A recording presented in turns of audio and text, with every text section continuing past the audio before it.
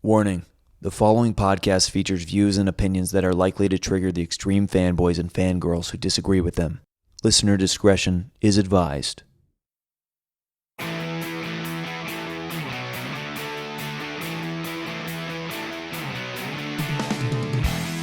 Welcome back to another edition of Hot Takes with Billy Biz, brought to you by Reboot It Season 3. Wrapping up, heading towards the live season finale coming up. But today on Hot Takes with Billy Biz, we're talking 2008's The Incredible Hulk. And joining me, coming back after X-Men The Last Stand, it's my arch nemesis, Ryan O'Toole. Much like X-Men Origins, I am the thing that after the last stand that nobody asked for. And here you are. Here I am. I guess you could almost say that this Incredible Hulk is kind of the same way. This is technically part of the MCU, but if you type in Incredible Hulk into Google, I think one of the first things that pops up in like the auto sentences, like, is Incredible Hulk MCU? Question mark. This has been one that, for a long time has been kind of the redheaded stepchild of the MCU.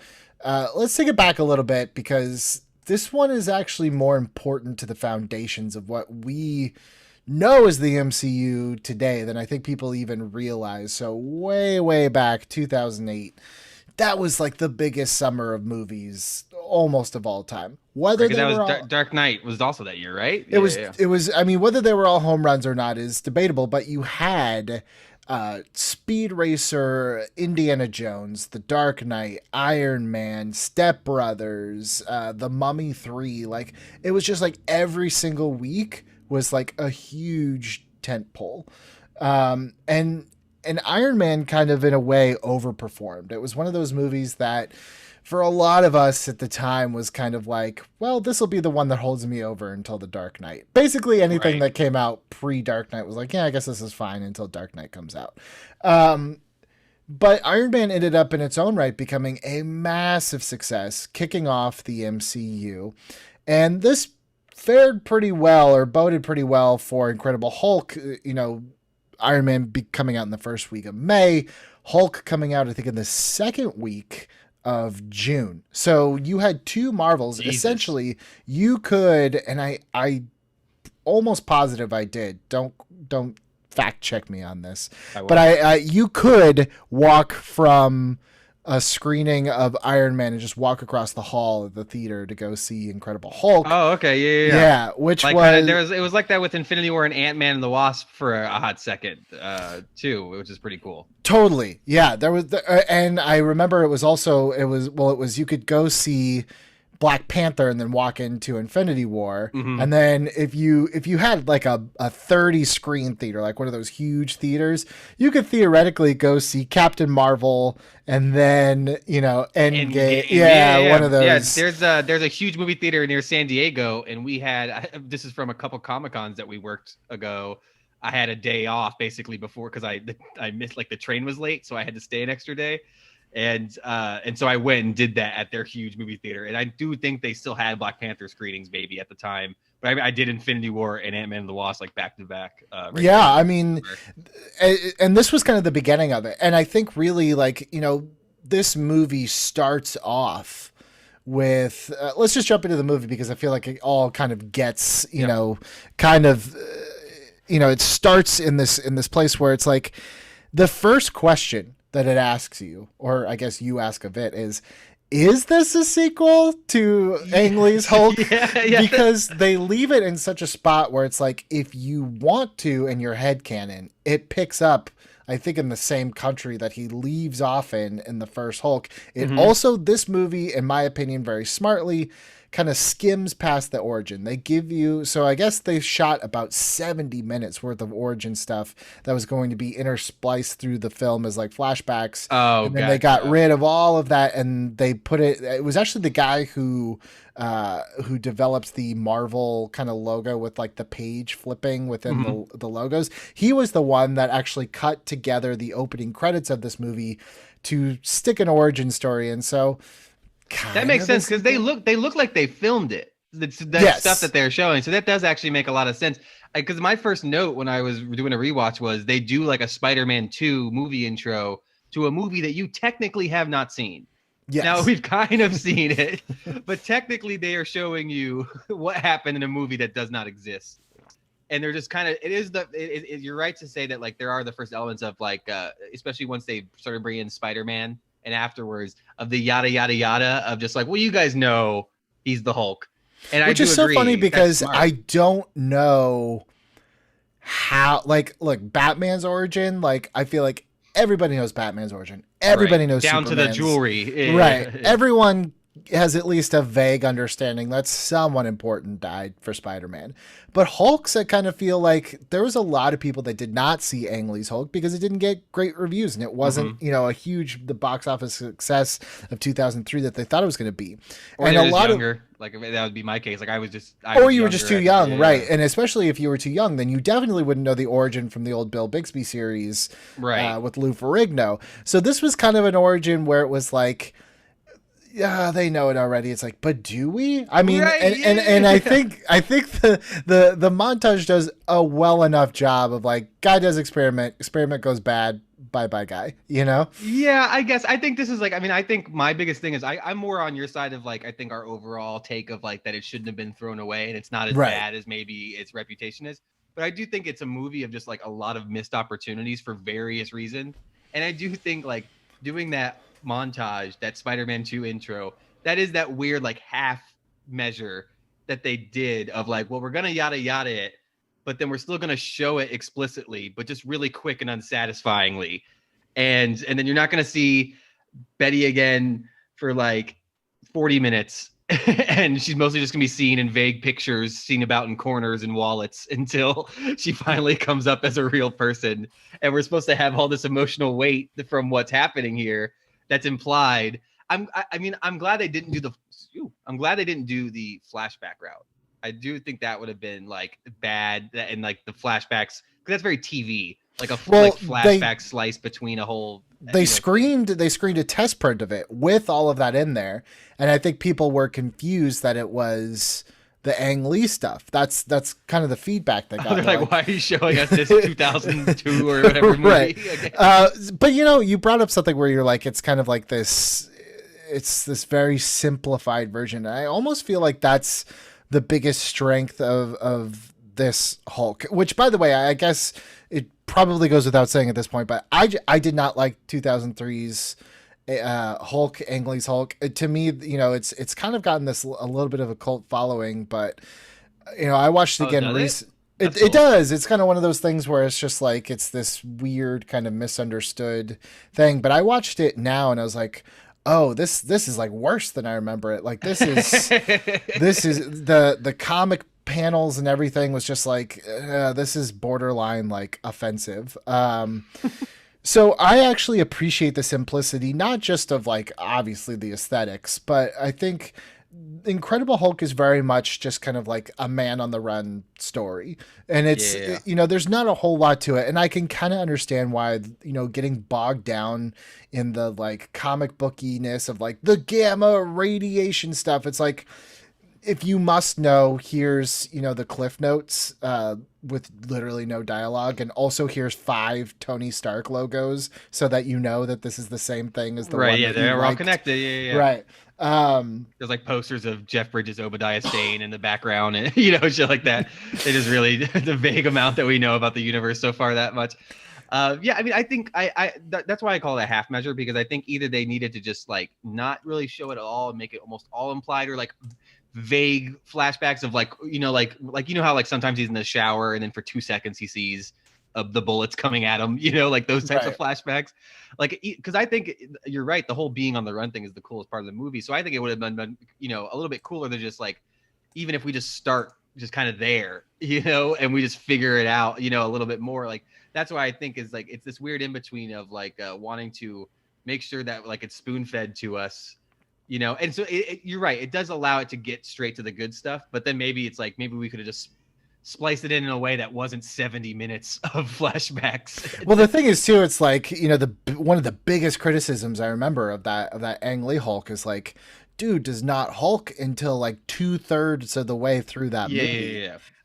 So I appreciate that this movie was a little bit, more straightforward, but Yeah, they do a good job of him transforming 3 times, basically, and like almost very act. I mean, like each time he transforms, is an act, break. And I like to like they're escalating in size, they're yes-anding each other. We're starting off in the bottle factory, and it's just like a handful of people, and then we'll escalate to the outdoor one in the field, which we'll get to because I think that's a really great sequence. But you can't help now, especially if you watch this now. Well, by the way, before we get any further, I want to ask you, this isn't one that you saw like at the time, right? Like this is no, I remember seeing it at the time. I remember seeing it, but like I would have been like, not to date myself, but I would have been like 15, right? Yeah, I would have been 15. And I definitely remember seeing Iron Man when it came out because me and my dad both liked the movie a lot. I remember the promotion.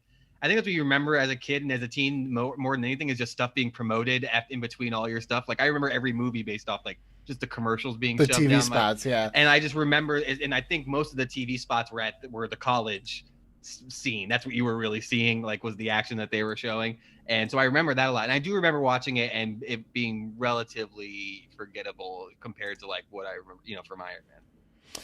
Yeah, I mean, I think this also just has like a more serious tone. Because the thing I was going to say was, watching this now with, it's impossible to kind of divorce yourself of like everything that comes after this. And specifically kind of Mark Ruffalo, not only his performance, but just like the interpretation of Banner and, where the Hulk goes as a character. It's like, you can't help but wonder. I would love to know if like Edward Norton's Hulk or Bruce Banner, I should say, maybe would have played some of these things a little differently, because this was a very like somber, kind of morose, a little like I hate to say it because Mark Ruffalo is a fantastic actor, but there's something about Edward Norton that to me kind of brings a little bit more gravitas to the situation of like, I don't want this thing in me, where Mark Ruffalo almost sounds like whiny in Age of Ultron, like I can't have sex, I can't be normal. Whereas like Edward Norton just seems like a man possessed. It's like, I have to fix this. And I do wonder if that intensity would have changed some of the trajectory kind of Hulk in the MCU. I think Avengers stays the same because I think just because of maybe time. I mean, I guess the movies are like 4 years away, so it's not. They definitely would have written once they made the casting change. I think they both could have pulled off the Avengers Hulk stuff. Because I think it's pretty perfect. I think the Hulk stuff in the first Avengers movie is I think the best Hulk performance just in general, and best Hulk movie is that first Avengers one. And I think that's the one where Ruffalo had the most gravitas. And I think Norton also could have had that, and it had that little bit of like sad, morose, like there's like a little bit of like intent. Ruffalo had that like kind of quiet intensity in that one, and there's some deleted scenes from Avengers like that I think show a little bit more of that too.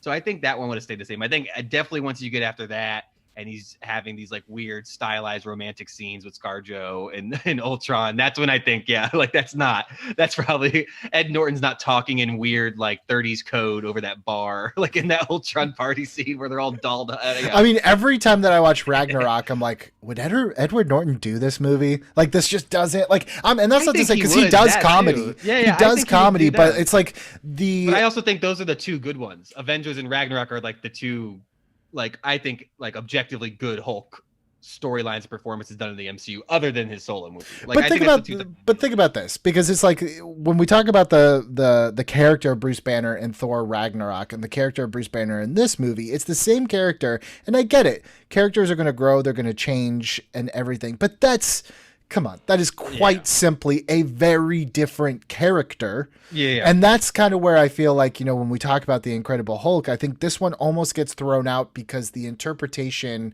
is a little bit at odds. And you you brought up the Avengers, and I'm glad you did, because there's that scene in the Avengers where, you know, it's almost at a place now where he talks about, like, yeah, I put a gun in my mouth. I tried to commit suicide.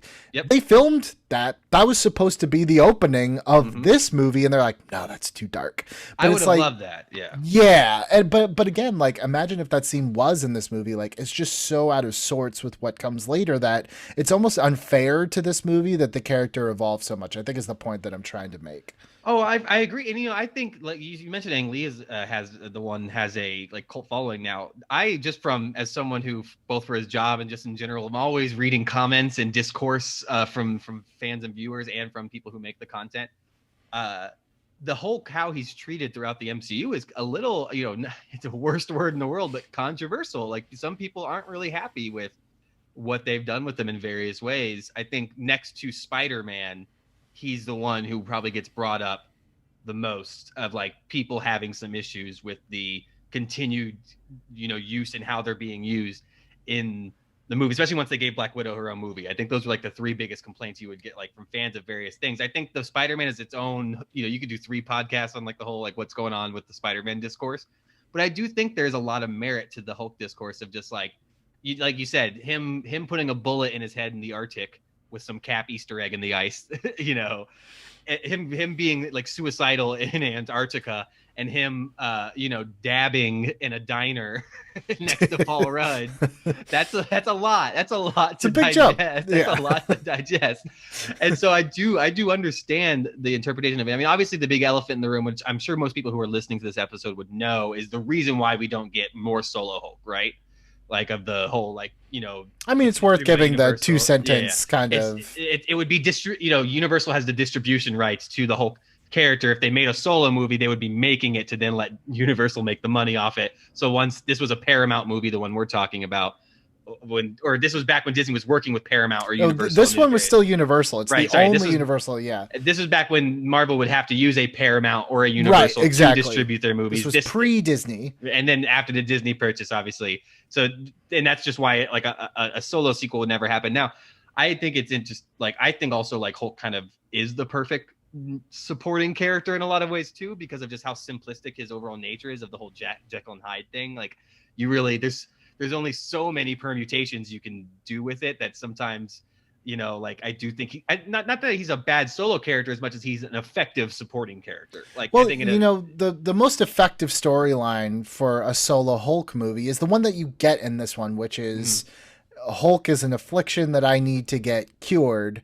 And within finding that cure, realizing like I need to keep this kind of what I consider a sickness because it this serves won't go a bigger away. Purpose. Right. Like this won't go away completely. So if it, you know, I'm kind of like most superheroes, it's like, well, if it has to be someone, it has to be me. And that's why I do, you know, like, and they do a good job. I think they hit that really well in this movie. That's why I like, there's a lot of good stuff in this movie. And I think that stuff that, as much as I think Ed Norton could have done the Ruffalo part in Avengers, I don't think Ruffalo could have at all done this movie. You know what I'm saying? Like backwards. Exactly. I think it doesn't fit as well. And I think Edward Norton, honestly, look, the reality of it is 99% of the people, if not 100% of the people that are listening to this podcast have never met Ed Norton, certainly never worked with him.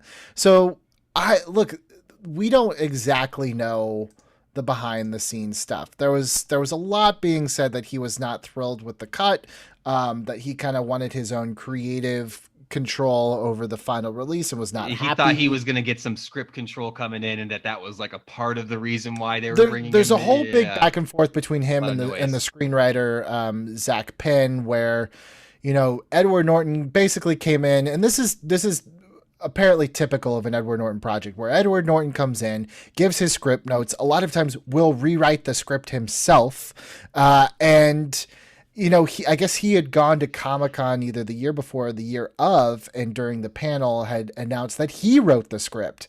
And Zach Penn was very upset about it. So it became this whole thing. So look, I don't doubt that Edward Norton is probably a little bit difficult to work with. And a lot of creative people are, to be honest with you. Edward Norton is probably just one that gets reported on more than others. So, it's almost a shame because the other interesting thing too is this all came out, around the time the movie was coming out, which I don't know back then if that would have maybe changed the stakes like it did, a couple years later with like Josh Trank and Fantastic Four, for example. But it was interesting because around 2010, let's go about 2 years after this movie comes out, that's when we're starting to get ready. They're starting to shoot Avengers. And that's where Ed Norton kind of, tried to, I don't want to say blackmail, it's not the right word, but he goes on Facebook and he's basically like, well, guys, they're not going to let me do it. Right. I tried, but they don't want me back.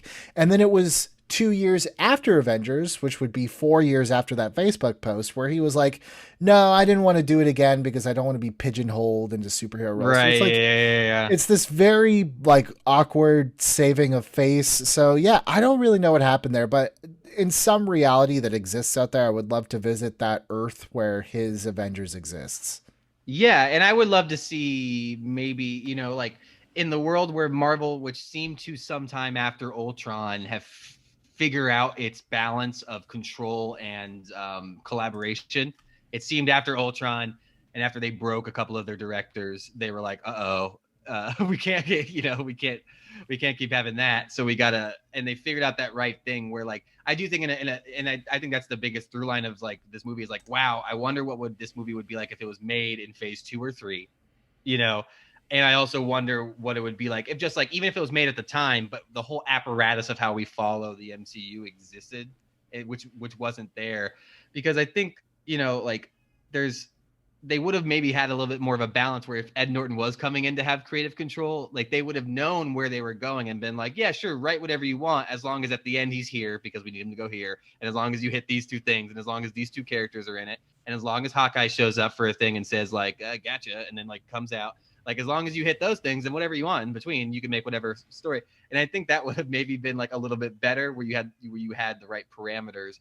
But this one seemed to just be like, he just didn't like the script, a little bit, and just was like wanted the script to be better, which by the way, just from from my third person, I do think the script is maybe the weakest or least ambitious part of the movie that, is a little bit holding it back. I think the performances and directing are fine, or whatever. So it is interesting to hear all that noise that's around it and how much of a bigger deal that it would have been now if all this was going down. This would have been 10 SJUs, as we would have covered the various saga of it from start to finish. It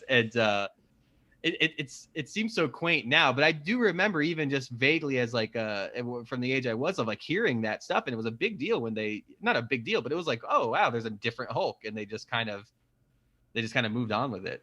Yeah, and talking about the MCU, it's like you'd be remiss if you didn't talk about how this laid the foundations, where if you were smart enough, which, a lot of people, I think another reason why Iron Man, a lot of people went back again was because they're like, hey, my friend told me at the end of this movie, there's a really cool scene. Mm-hmm.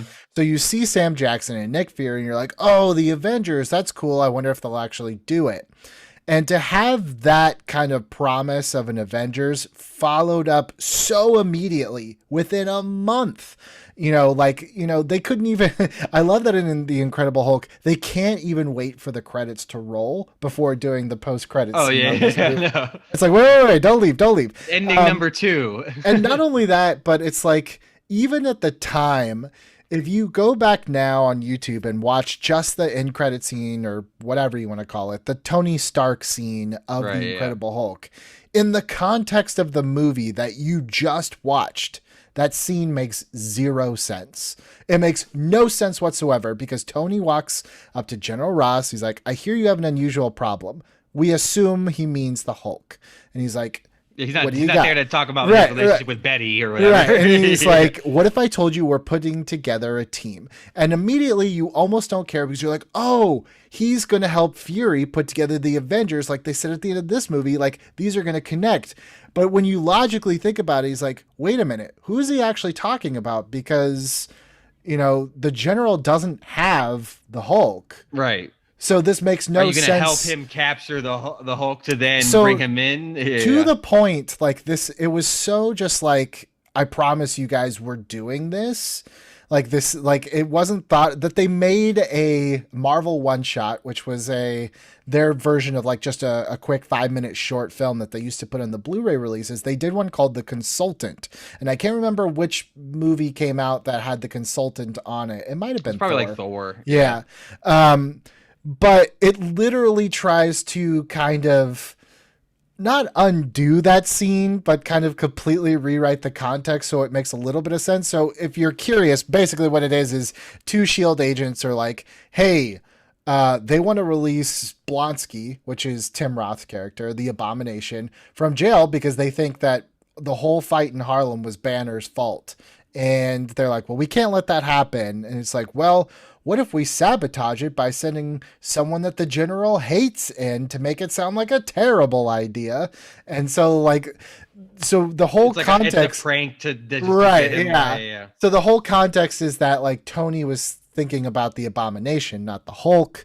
It makes no sense whatsoever. It makes no sense. But the idea being like within a month, I think the Incredible Hulk at the time, now it doesn't really matter as much, but at the time it was like they kind of like teased us at the end of Iron Man that this could turn into something more. And then within a month, it was like they put a ring on it. Like, we weren't kidding. For real. All of these matter. And I think with Incredible Hulk, no matter almost no matter what you felt while you were watching it, leaving the theater on that note, like every Marvel movie now is going to count to something like as a part of this big thing. Like you can't undersell how important that was about the Incredible Hulk.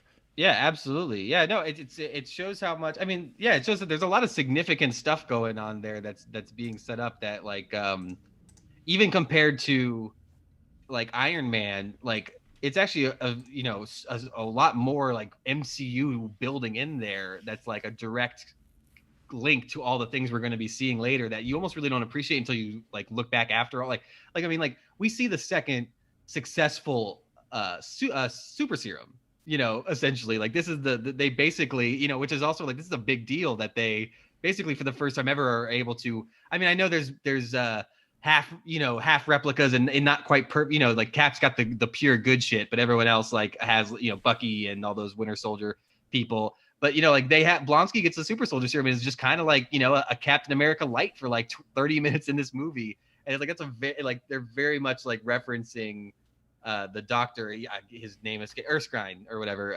like in his work. And so like there's a lot of like very deep connections that kind of just kind of go over your head at the time. And like you said, they have that. It is super good that they had that pre-credits scene there because that did hype and keep it going. Because otherwise, I think there's actually like a lot of stuff that's just like thrown out that at the time we just didn't have the context for. Let's talk about, you brought up the Abomination and Blonsky. Let's talk about, we've talked a lot of kind of around this movie, but let's get into like the movie itself. Yeah. I think that, there's this kind of like this credo that the first, up until Thanos almost, that Marvel just had a villain problem. None of their villains other than Loki were, any sort of threat or any memorable. I'm like, are we all forgetting that? I think Tim Roth and the Abomination is great. Mostly Tim Roth when he's, like you said, like quasi Captain America-esque for that big fight out in the college campus. But it's like, I love the fact that like, this was kind of what was missing for me for some of the other villains where it's like, he just had his motivation wasn't like, he's not evil per se, but it's like, this is his Moby Dick. As much as it is for General, it's like, here's your top guy and something that he can't catch. He's kind of like he's like the hunter in the Lost World that just wants a T-Rex, like he just wants to kill the one thing that everyone says they can't. And I love that he just keeps yes-anding and getting up and getting squished on that tree is maybe one of my favorite, like, just like, oh God, moments from a Marvel movie. Yeah. No, I mean, he's a weird dude, like, but in a good way. Like, this guy's a weird dude. It's a weird choice for like a super soldier. You don't immediately think Tim Roth. Super soldier, Yeah, but he's got that rugged, and like he does have that perfect thing of just like he's supposed to be like slightly out of his prime because he wants to get back into it, and he's. And they do a pretty good job of kind of setting up the clear like inversion that, you know, Banner's always running away from a fight and this guy can't stop running into a fight, and just that clash. And they both are the same thing. They both are excellent in the top of their field, but the way that they obsess over, you know, like they're trying to show that difference. And you, like I said, that you also see that kind of idea picked up again in Cap with the whole like Blonsky's the guy that Tommy Lee Jones would have told him to give the super soldier serum, right? And it would have been like, no, you know, he's gonna be a bad guy. So I do think that, I do think Blonsky's good, and like Tim Roth is having fun, and that's just always just good too. Is like a guy who's like having fun and taking it seriously, but not too seriously. It seemed like, you know, the right vibe I got from it, and I think he's a good villain. Yeah. And you know, they were gonna bring him back. I can't remember now which movie. It might have been Age of Ultron. Someone was gonna bring him back, and then they decided not to. But it's like, man, like you guys either off your villains or, you know, just kind of forget about them. It's like, this is like such a great villain to bring back at any point in time, even if you just kind of pull an Amazing Spider-Man 2 and have him be like the Rhino, where he's just a bad guy for the first 5 minutes of the movie. Yeah, he gets his ass kicked at the beginning in a bank robbery, and then something. I don't know, but it's like, I also just liked the design of the Abomination. The thing that always drove me nuts. He looks better than the Hulk. Yes. Well, the thing that always drives me nuts is like the biggest criticism I kind of remember about this movie coming out of it from people was like, well, the whole third act in Harlem is just two video game characters going at it. It's like, I don't want to generalize, but the people who say that tend to be the same ones that are like, why can't we just get a Transformers movie with no humans and just Transformers fighting each other? It's like, is this not what you wanted? Are you not the Pacific Rim fans of the world that just want to watch two CGI things beat each other up? Yeah, I mean, there's good video games that look great now too. You know what I'm saying? Like, I think it's just like when they say that, it's just like, yeah, it was 2008. They're probably like 2 years away. I mean, like, he looks a lot better in the Avengers. I mean, like, you're a couple of years away from them getting that level where like the actors doing the mocap, and then you could do it on top. You know, like if Ed Norton was getting that opportunity, and I know there's also, you know, they were pre-visiting him out before they even cast Norton, so there's a whole different production reason. This was also like the last Hulk movie where Hulk looks different than the actor playing Banner, because after this is when like Hulk looks like Banner just in Hulk form. I don't know why the Hulk face for this one looks similar to the last. It looks different enough but it's just like it's I don't know why you wouldn't just make Ed Norton Hulkified.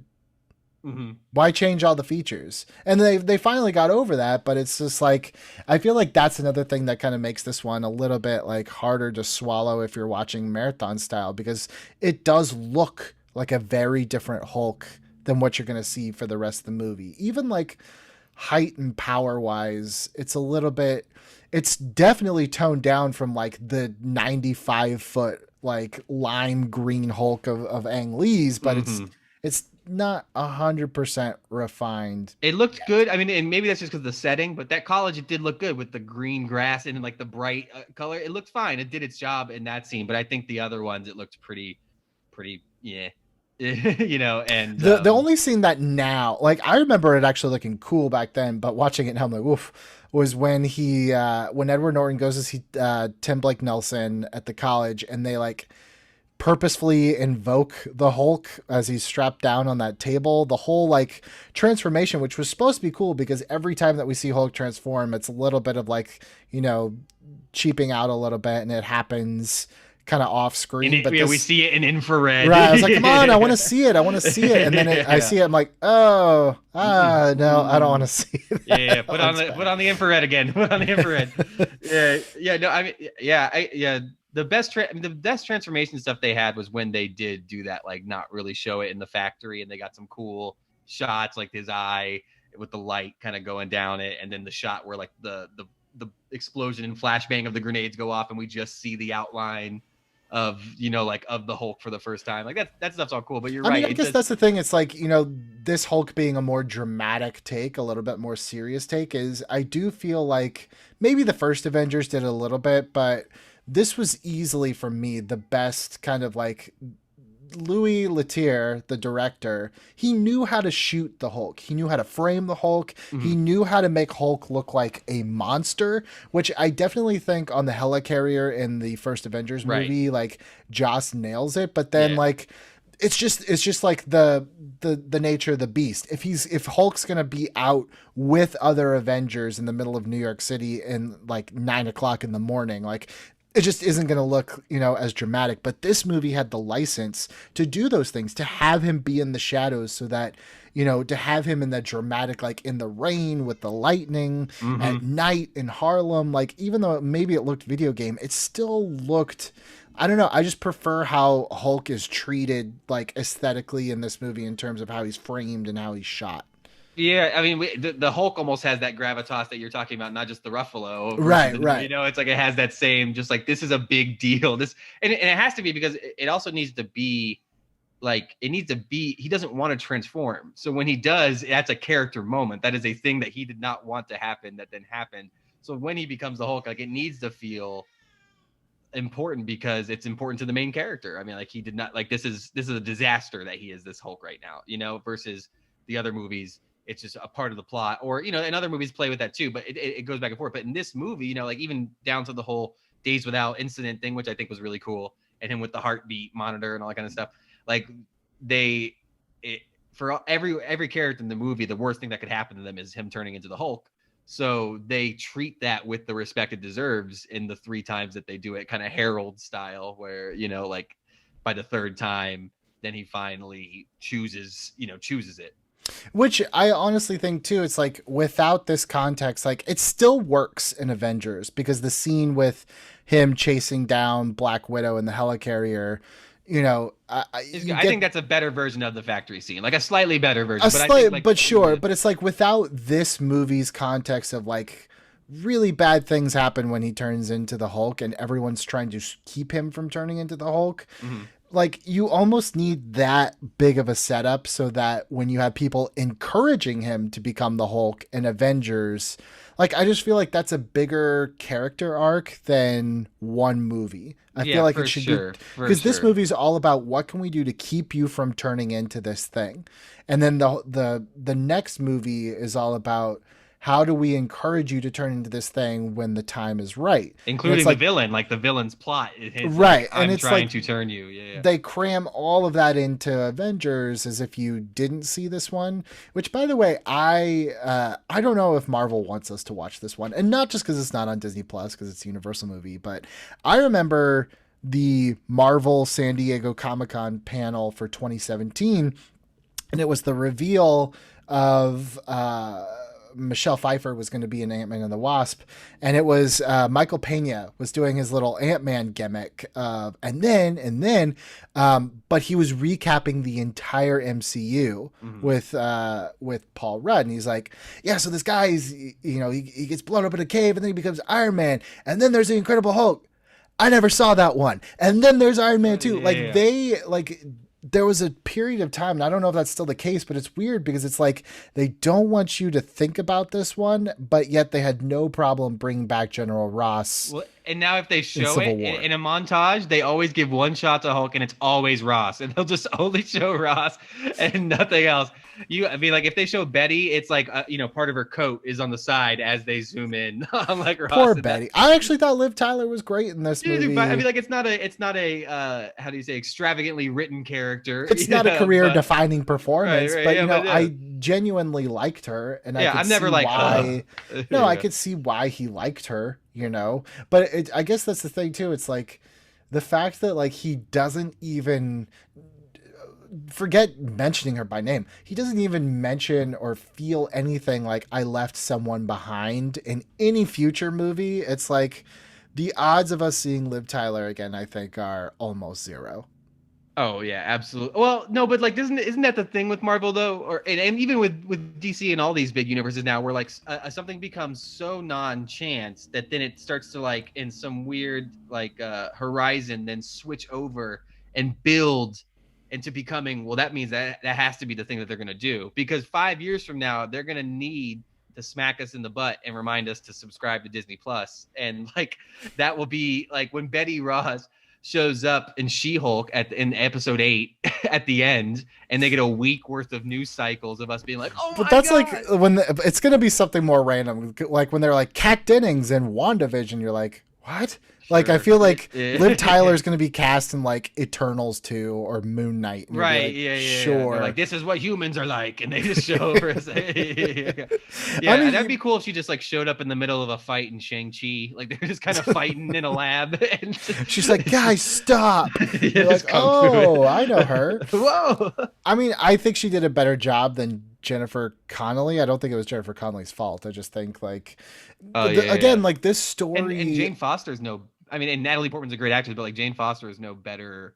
No, I mean, and she's getting to come back and be Thor. Like, yeah, I mean, I think that there's something to be said about like the way that like women have been given agency as like kind of the evolution of women's roles in these MCU movies. And of course, like 2008, even though that doesn't seem like that was that long ago, that might as well have been the Wild Wild West, you know, in terms of where we've been.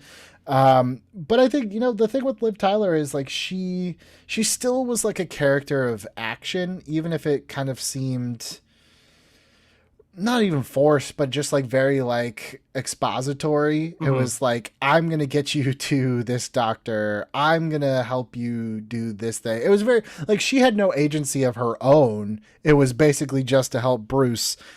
That he literally being said, needed like a hotel room, you know, like he literally needed just like some help. So they're like, I guess Betty or so. Yeah. I mean, I really liked the scene where, I mean, it's like played for laughs a little bit, but I like where just the realization that like, dude, Hulk or Bruce like can't even get like a boner because then he risks becoming this uncontrollable monster, and she doesn't care. She's like, I'll risk it, it's fine.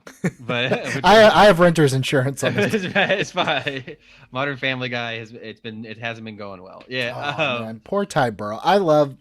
I think even when Modern Family was not at its best, Ty Burrell was still at his best. He's funny. He's a funny guy. No, he's such a great guy, and he was so miscast in this. Like, that could have been anybody.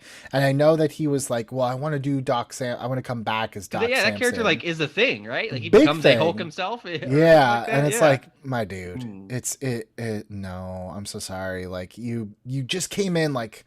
Because now I could totally see Ty Burrell being like a big supporting character in like an Ant-Man or a Spider-Man, but I'm like, dude, you just came in too early. You were just too ahead of the curve. Yeah. He should be like someone who like at a job with Scott from Ant-Man, and like he doesn't laugh at Scott's jokes, and just like it's like a recurring thing throughout the whole movie of just like, you know, just some small thing where just like, yeah, he never laughs at anything Scott says and it bothers Scott. Like just some weird office B plot throughout the movie. Because you think about it, like those guinea pigs of phase 1, it's almost like, man, if you really wanted to hit your stride in the MCU, you got in around like Guardians of the Galaxy time. Because it's like Terrence Howard out, you know, like even characters that like I really thought were going to get a little bit more attention later, like the Warriors 3 and Thor, like out. Oh yeah, know? Different guy then out. Yeah, they're not even gonna make it to Act 2 of the last movie. If Taika could have killed them in like a Spider-Man 2 like intro at the beginning of Ragnarok, he would have. Yeah, well, I mean, remember how important Eric Selvig was for like 2 years? Like, like there's like 2 or 3 years where Eric Selvig is like the 8th most important MCU character just in like what he's doing, and now it's like he wouldn't even be a side character in a Disney Plus show. Yeah, it is. It's just like unfortunate, I feel, because it's like, oh man, now it's almost like, you know, I always used to joke that like every junket for any movie, the question was always at the very end was like, would you want to be part of an MCU movie?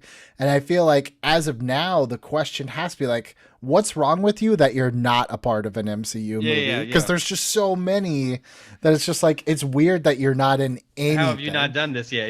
Yeah. What type of vendetta? Do you have some type of Scorsese thing against it or something like that? Yeah. So pivoting to, and we've kind of talked about Ed Norton a little bit, but I will say one cool thing I really liked about the thing, and it's agreeing with what you're saying about Ed Norton and the whole Ruffalo couldn't have done this movie. I liked seeing a Bruce Banner chase scene where the action scene was about Bruce Banner, you know, and Ragnarok had a little bit of that too, but it was more in an absurdy, like goofy, like you know, comedy way where he's having to drive this spaceship that's impossible and it's absurd Right. and surreal that he's getting involved in that type of way. But it was cool to see just like Bruce Banner in a chase scene have to like, you know, like I think the implication is that he has like a bunch of escape routes planned because he's so smart and he knows that you have to go from this balcony to that balcony. And there's a little, you know, a cool moment where he goes underneath the sheet and one of the soldiers just like falls. And I was like, oh, that was cool. You know, like there is something to be said of like Ed Norton, I think, was trying to hit that right stride of like action protagonist and also frail Bruce Banner. And with a little bit of more character stuff, I think that could have really worked and gone a long way. But yeah, I mean, like, and now I just don't think you'd ever see anything like that with Bruce, or like he's in a lab forever now. I feel like. Yeah, it's interesting too because it's like this version of Bruce I feel like is a lot more, you know, the evolution of the Bruce Banner character as we go along in the MCU is kind of like he's very book smart, but he's also very like green and socially awkward when it comes to like, you know, any sort of street smarts. Whereas I feel like this Bruce is not only a genius, but also like he has to think pretty quick on his feet, you know, like in terms of just like survival tactics, you know. Very like, similar to how they try to do that with Tony Stark too, and especially in like Iron Man 3. But and they do this all the time, and I think this is probably a Robert Downey Jr. thing of like where they have to have Iron Man start to do stuff, but he's quickly only just getting one hand of his suit, but it's still doing him. And like Robert Downey Jr. still got like it's pretty jacked for those couple of right. solo movies, and he's having to like he's doing all this stuff, and he's got the sprays, and he's like Norton definitely was like trying to do that thing too. For sure, he's doing that stomach shit, you know, to keep himself just breathing. Well, it's also more believable to me. Like the one like a big problem I had with Ang Lee's Hulk is obviously he's not 30 feet tall, but it's like Eric Bana can kick your ass whether he turns into a monster or not. Right. He's a big guy. Like the one thing I will say about Mark Ruffalo, because you're right, like Norton is still like kind of scrawny, but he's you know he got a little cut for this, but it's he like just did like the Christian Bale don't eat thing, right? Mark Ruffalo, I feel like most people could beat up, you know, right? Like, no, he's just like not a physically good dude, right? It's kind of what I've always said about why I like Michael Keaton as Batman, because I always the thing that you know they're like, well, you know, Ben Affleck is so big and everything. I'm like, then why does he need a bat costume? Michael Keaton at least makes sense to me logically that you'd have to dress up as something to scare anyone. You know? Ben Affleck could just go around in a suit and be like, "Hey, stop doing the crime, or I will hurt you with my money and strength." Just watching him do his CrossFit and Batman v Superman, I was like, man, don't mess with that guy. And he bought my company. Oh shit! I like that. I like that approach to both Norton and Ruffalo. I do think Norton kind of like to me. Almost like because he's just his body type and his frame is kind of like a little more wiry, whereas like Ruffalo's like a pinch more stocky, whereas like it's just like the dichotomy of an Edward Norton to a Hulk just aesthetically looks really pleasing to me. It's like really wiry and you know, I'm not gonna say gangly, but it's like very small and thin, getting to like this big hulking monster, you know? It's a body that looks like it's going through stuff, you know, like that, and has gone through stuff, which it should, you know. I mean, I think there's an idea of like a character like Bruce Banner or something like that. If this guy, the way his brain works, he's spending 23 and a half hours in the lab, sleeping for 15 minutes, waking up, brushing his teeth, going back to the lab too. And so like this idea that he's like doing you know, Tony Stark, it made a little more sense because he's like doing it while he's like in the lab, you know, he's like working out, making the robots do stuff for him and stuff like that. He's yelling at a screen and making elements at the same time. But like Bruce Banner kind of has more this makeshift lab with the wheel from a bicycle is now part of the machine type thing where it's like, well, if he's doing that, he also wouldn't have time to like really take care of himself. So that both makes sense in the form of like a Ruffalo being like he's just not in shape. But I guess it also does work in this interpretation too of just like a frail, has gone through a lot, is in some type of shape just because he's surviving. He's not living a cushy life. But at the same time, you really do see the effects of what's happened to him on his By the way, we are not body shaming Mark Ruffalo here. I think Mark Ruffalo is quite literally the average man build. Oh, for sure. Yeah. No. It's just like he looks. I mean, like it's just a fact. Like he looks like someone. Like Mark Ruffalo looks like a man who would have just like he's in his work all day. He's just like a guy with a lab coat on. You know, like it's not like I mean, like this one. Ed Norton's doing like parkour in this. You know what I'm saying? Like he's doing light Daniel Craig James Bonding throughout Brazil. I was going to say there is a little bit of a first act. James Bond vibe Yeah. in that opening kind of chase, Right. with Blonsky. Which again, like it's just something like it's that intensity that you're not really going to get in any other movie because Hulk is really now just kind of like he's an accessory to a bigger story. Even something like Thor Ragnarok is still Hulk is like a great co-star, but it's still not his story no matter how much they try to tell you like no, Hulk has like a whole arc between Ragnarok and Endgame. Like he does, but don't try to act like this is. Yeah, it's not even a full buddy movie. I mean, that's what they're trying to sell as like a buddy movie. And it's like, yeah, it has that aspect of it, but a buddy movie would be like co-protagonists and then their growth involves each other at the end and some type of growth together and individually. And that's not what that is at all. Like Hulk really gets something out of it. Thor it's mostly about Thor, and then none of that matters because Thanos blows them all up at the end anyway. So who cares, you know? But yeah, like it's I agree. Yeah, that's that weird thing where like it's never quite as much as the people criticize the Marvel movies of like, wow, they're always the same. It's a little bit more than that, but it's always never as much as the Marvel PR is telling you either, where it's like, right. It's a, I mean, this is the whole thing with Ant-Man, like it's a heist movie. And it was like, you stole something in the movie. that's what it's not, you didn't go full, and maybe at some point in the conception and development, and it's clearly, you know, and a heist movie is clearly like put throughout the movie, but you know, like Captain America Winter Soldier was a superhero movie. It wasn't a 70s spy thriller. It had elements and inspirations that went in it. So it's like it's always somewhere in between that, like what they're selling it and then what like the people who hate Marvel are like criticizing it as. It's like always somewhere in that little spectrum. By the way, the next time someone says that Captain America is like a 70s spy thriller, just ask them point blank, what's your favorite 70s spy thriller? And just watch the blankness wash over their face. A gold member. Like But you know, you brought this up way earlier, and as you were talking, I was kind of thinking about it. It's like I do think, you know, when maybe the one thing the Incredible Hulk has going against it that I'll concede, as much as I like really enjoy watching this movie, it is a candy bar in the sense that it's like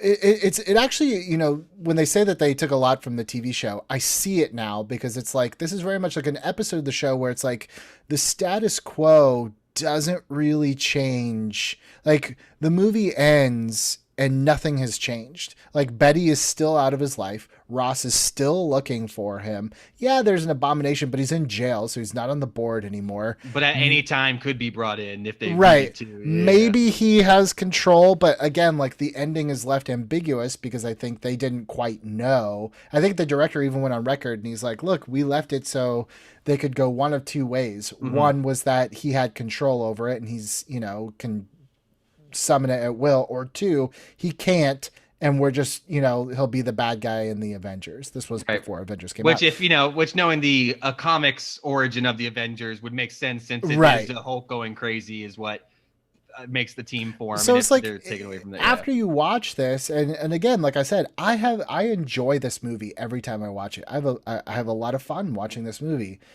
but I don't know if Bruce really has a character arc. Like I don't think he like really truly transforms very much, you know. Maybe it's like the thing is though, it's kind of like, you know, yes, I guess he has the acceptance of like I have to be the Hulk, and when, you know, especially when he jumps out of the plane and turns into the Hulk, but then it's kind of like, again, the ending of the movie is just so kind of like, okay, like basically we're exactly where we started. And again, it's because of either they assumed you didn't see it, or they're just kind of doing their own thing.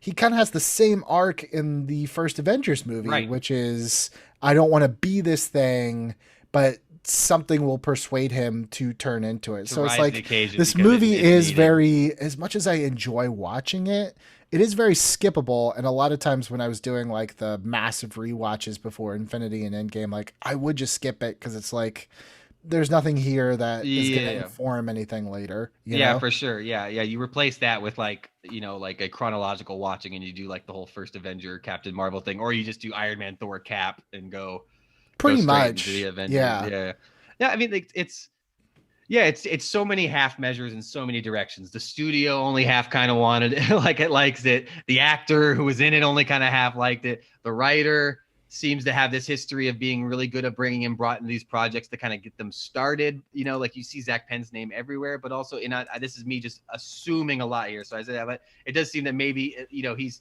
the studios feel comfortable with him creating a script structure that they trust is the right things in a studio movie, but also maybe sometimes was lacking the creative differences that then needed a Joss to come in on Avengers to punch it up, or maybe in a world where they would have had Ed Norton really start to his interpretation. You go full Ed Norton version of it with your star. That maybe it could have benefited from that. And I know he's I liked Alphas, which was a show he's like show ran, not just like wrote. So like it's not just a criticism of his work, but that seems to be like what he is, because he's written for Fox. He's helping with the X-Men movie. Like his name pops up everywhere. So he does seem to be one of these like just like, if you give him a deadline, 8 weeks later, you will have a movie that already has the first round of studio notes factored into it, because this guy knows how to write a movie. Right. Like that. And that's also an awesome skill and career to have. But I do think the movie, just from a script, had so much cool stuff into it that even when it was done, maybe just wasn't, you didn't squeeze everything out of the sponge that you could have in those moments. And then in some other areas, it just kind of like lacked something that would would really stick with you. Because I think even Thor, the swing that Thor took right after it, I think works just as well. I think they achieved just about as much. But there's something that like 10 years now sticks out to me, just of like the whole like really swinging and going full Shakespeare with that style of that first one, or the Cap one with the full period piece. I'm a First Avenger, and I know First Avenger is like pretty popular now, but like I am one of those, like I think First Avenger is like a pretty perfect movie. Actually, it just lacks a couple action scenes, but those movies took the swings that they took. You just kind of remember them a little bit more, of like, oh, that's right, that's when they did the Shakespeare thing, or that's right, it's when they did the war period piece. Whereas like with Incredible Hulk, it's like, oh, that's the one where Ed Norton did Ed Norton. Yeah, I mean, this one kind of had its back against the wall because, unlike Iron Man or Thor or Captain America, those movies or those franchises didn't already have a bad taste in the mouth of the public. And 5 years earlier, like we're not talking like a reboot like 10, 15 years later. We're talking like 5 years is not unheard of to have technically be the sequel, you know? Yeah. So it's like a bad taste in the mouth. Plus, like the MCU just is, for better, and I'm sorry, but a lot of times for worse, has just reprogrammed a lot of general audiences' brains in terms of like how to evaluate a movie and how to evaluate a narrative. And I'm not trying to say that The Incredible Hulk is like some misunderstood masterpiece. I'm really not. But I am saying that it's like, I don't think you can judge The Incredible Hulk on a sliding MCU scale, which is like, well, I think Incredible Hulk is bad because, none of those characters come back and Mark Ruffalo is better. Mm-hmm. And, it's like, but those don't have anything to do with this movie. It's like, we almost can't judge a Marvel movie on its own merit anymore because it's part of this bigger collective. By their own design. That's what they want. They want us to not be right, able to right. do that. Yeah. And you're right, because it's like, even my favorite TV shows and, the best season of like Dexter back in the day had like one episode a season. I'm like, well, that was bad, but that didn't make the show bad. And I kind of feel like that's where we are with the MCU. So it's just kind of like, I think the easiest thing for a lot of people to do is to just punt this one out of the MCU. Yeah, it's the worst or second to worst of Dark World is like, it's so, I think that's ridiculous. Our ranking, the rankings that our YouTube Screen Junkies rankings, I think that's kind of how we had it. But I think not my rankings. That's sir. true. We were not involved with the rankings. That's all associated rankings. We were near the room, but that seems to be the general consensus. I think though the whole problem with that discourse, you're right, is if you're going to talk about like when you start talking on it within the MCU, you have to do that parameter of like, we're in a world where only these 24 movies exist or whatever, and they are all judged in their own world. And then, yes, maybe it is really down there. I also think, and this is just my like sports and movie analytical nerd thing, is like I think you have to tier them out, because I think movies like 18, like 1 through 18 in terms of quality, or let me say that they're like the bottom 18 movies of the MCU are like the same level of quality. That's the best way I'll say it. Like I think there's only like a handful that really like deserve to be separated from the bunch, and then otherwise, like I mean, and this might be, I don't know how other people, like to me, I don't really see a huge difference between like Captain Marvel and Hulk.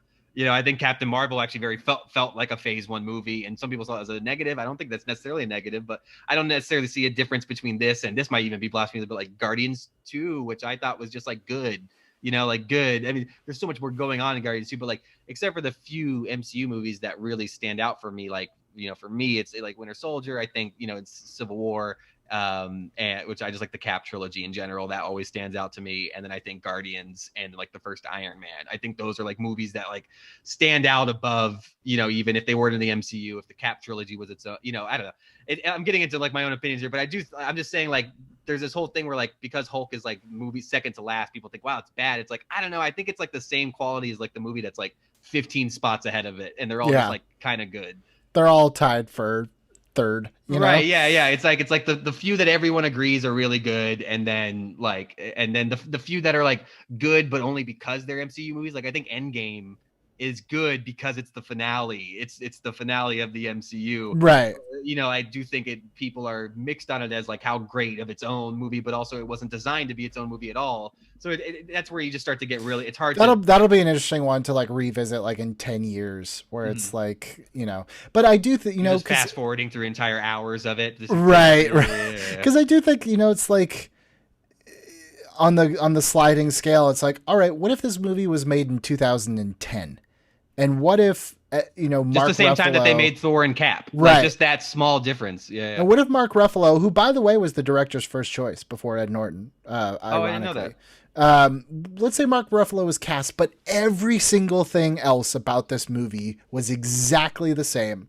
This was just made in 2010, and Mark Ruffalo was there the whole time. Like, but everything else was the same. I feel like people would probably bump this up because that's like the MCU bias kind of and they would have known at that time. They would have had a better idea of where it was going in Avengers. So even though it would have been exactly the same, there would have been just a few things that they would have known or leading in that continuity of it. And then when you still get the Hulk smash in the third act of the Avengers, and Hulk kind of becomes the breakout hit of the Avengers, like then that would have been like, oh, everyone would have gone back and watched his old movie. His sequel would have been making $1 billion, like Iron Man 3, right after.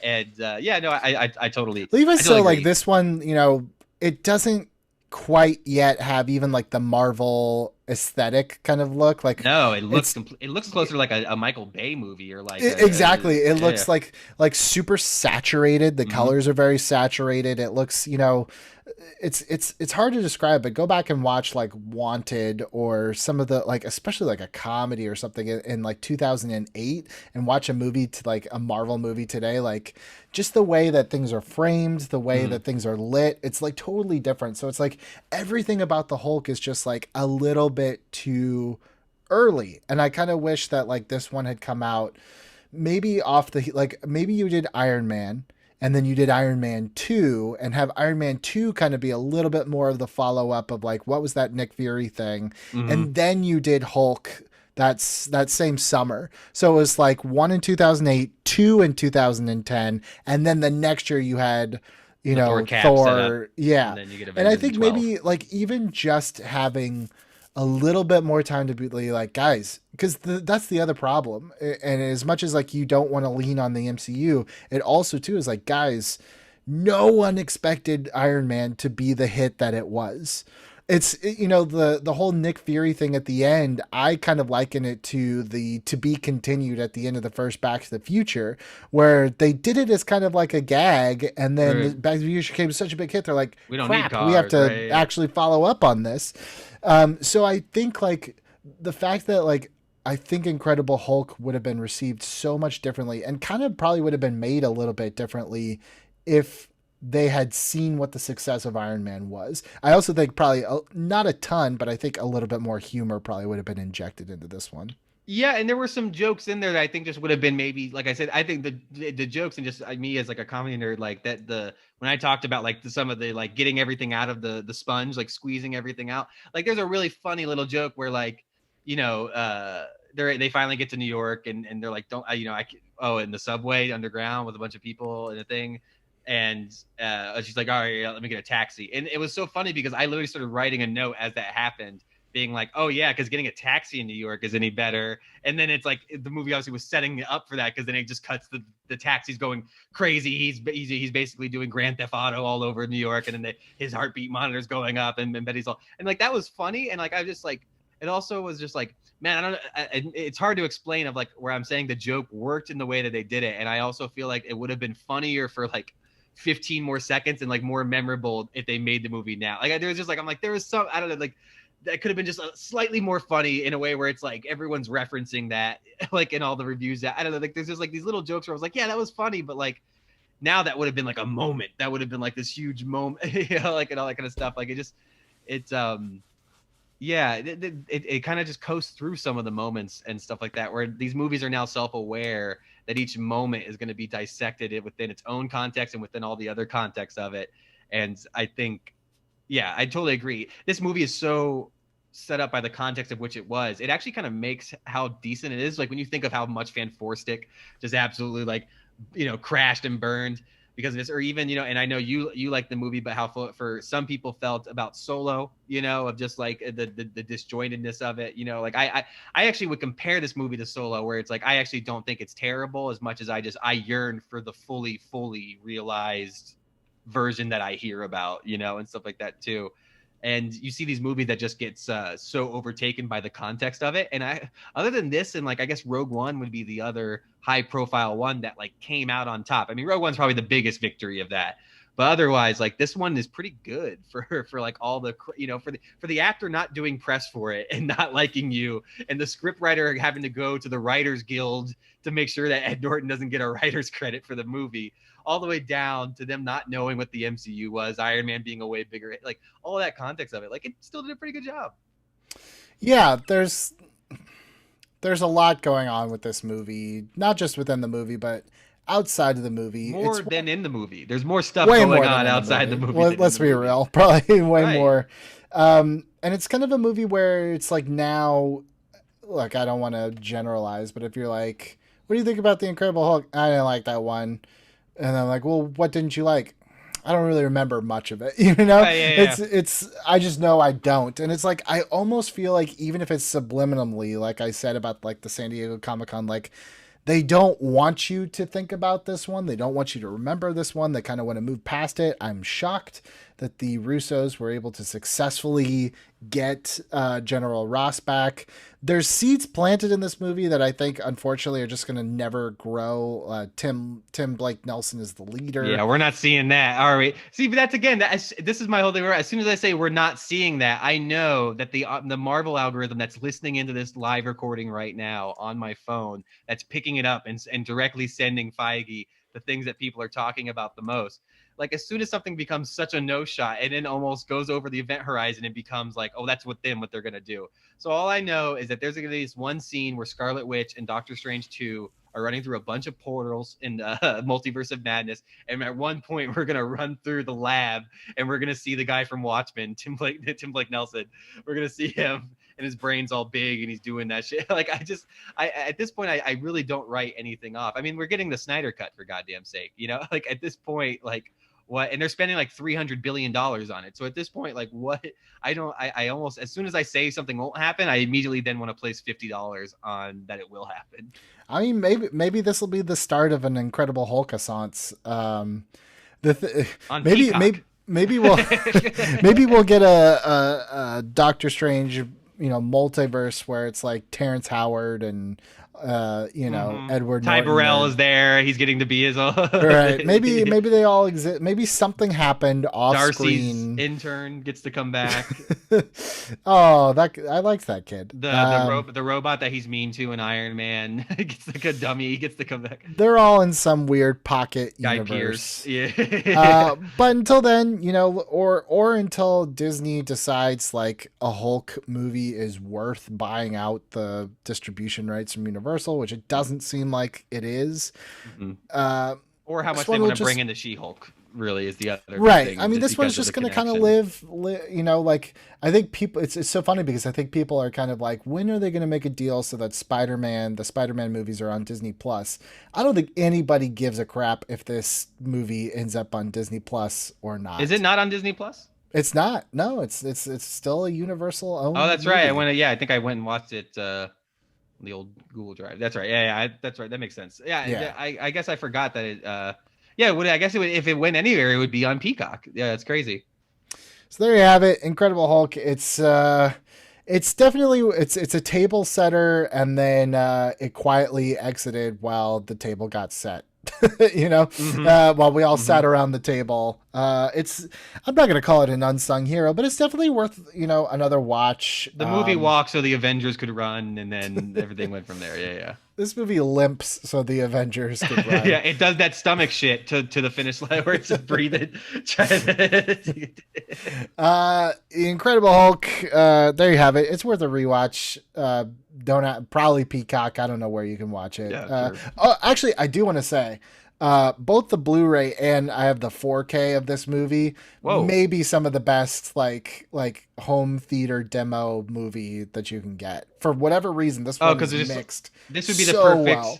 This would be the best movie to play like at the Walmart or Best Buy electronics section or whatever. Absolutely. Yeah. This was always like a top tier Blu-ray, and then the 4K that came out like a year or two ago was like top tier 4K. Like it's a good looking film. It sounds really good. It has, in my opinion, a great performance by Ed Norton that'll be forgotten. I think Liv Tyler does the best with what she's given, and Ty Burrell in a Hollywood blockbuster. What more can you ask for? National Treasure 2, which he also is in. Is he? I know I've seen it, but I don't remember. I think he also plays some dope in that movie. Maybe I'm wrong. Can we just get him a better agent or better roles? Yeah. Get him Ken Jeong's agent. That guy's in everything. Oh my God. Yeah, like we got to get Ty Burrell as a host of some weird Fox show where it's like he's blindfolded and like can tell who the celebrity is by smelling their farts or something. Yeah. Smelt it, dealt it with Ty Burrell. Right. I can smell your magic or whatever that they're gonna do. Yeah. Well, Ryan, thank you so much for joining. And you have a new podcast coming out, right? Yeah. I'll ask you after the show, but I'll make sure that there's a trailer out on the feed so that you could go ahead and subscribe to this once you hear it. But I will be hopefully debuting it Tuesday on December 1st is the idea, and it's called Rhino Tool Finally Watched It. I'm putting my name in the podcast because I'll probably end up changing the name 17 times again. So if you search my name, but Rhino Tool Finally Watched It, I'll be doing a movie podcast. And especially the parts of this where you hear us kind of talking around the movie, that's the stuff I really like to get into. And I think that's what this podcast will be about. Me kind of sitting down with people from various parts of that I've met through, doing this work that we do, and examining it from the way that they like to examine it, these big picture questions that don't even have really an answer. Like I was telling you, does pirating actually matter? Is pirating getting worse in the streaming age, or is it something that consumers just use to threaten places? Or is Alan Moore from Watchmen, is he right about the stuff he's I want to do I'm doing a whole episode where we just kind of look at these interviews he gives and his critiques on the various media industries, and just being like, do we think he's right, or do we think there's more nuance to it? So I also put out on it some different movie reviews as they start to come out when movies exist again. I have some other ones, but that'll be what's really fun for me, is trying to answer these big unanswerable questions and just really kind of delving into them with people, which I think would be a lot of fun. So yeah, subscribe to it on all your podcast feeds. And I also have a news podcast called Podpaganda. So if you are a news inclined person, completely different field than this, a news commentary, especially someone who is a little bit more of a young progressive type, I host it with another comedian who's she's really funny, and we talk about the news each week. Well, hot takes wrapping up here in the final season. But look, every week someone comes on. If you like them, there's a new podcast to fill the void. And of course, you can always watch Reboot It on YouTube. Third season. We're really getting into the meat of it. We're gearing up for the December live finale, which I can't tell you what it is yet. But if you've been with us the whole time, you could probably guess where we're going with this. I'm very excited for it. You guys are going to reboot it. We are, yeah. So I'm trying to think. I'm trying to cast who would play a good Ed Greer. It's very tough. So thank you guys so much for listening to Hot Takes with Billy Biz. New episodes still coming throughout the holiday season. And I don't know what's coming up next week. Something's coming. There's a lot of cool stuff that I have in the works, so we'll see which one it's going to be. I'll leave you in suspense until next week.